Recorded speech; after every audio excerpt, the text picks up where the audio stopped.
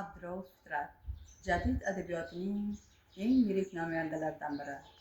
O'zbek adabiyoti, madaniyati va ma'rifatparvarlik harakatining peshqadam vakili hisoblanadi.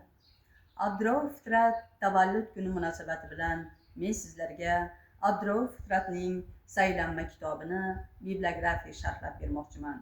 Fitrat, Abdurauf, Abdurahim o'g'li, she'rlar, nasriy asarlar, dramalar, publitsistika, tilshunoslik va adabiyotshunoslikka oid maqolalar. Matn Abdurauf Abdurahim o'g'li Fitrat.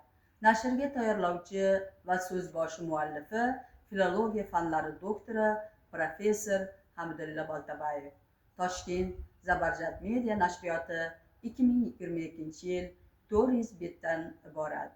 Vatanning mustabidlar zulmidan ozod bo'lishini, millat farzandlari sharafiga to'lganlar qatoriga ko'rishni orzulagan xalqimizning qalbi uyg'oq farzandlari, jadid adabiyoti namoyandalari bugun yana o'z o'quvchilari bilan yuzlashmoqda.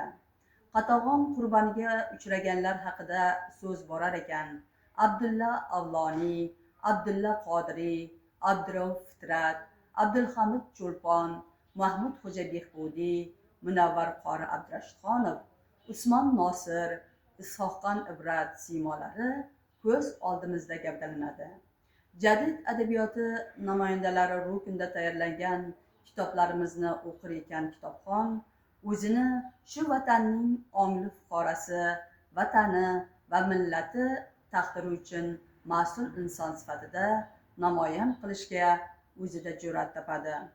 Ushbu kitob siz aziz kitobxonlarga manzur bo'ladi degan umiddamiz.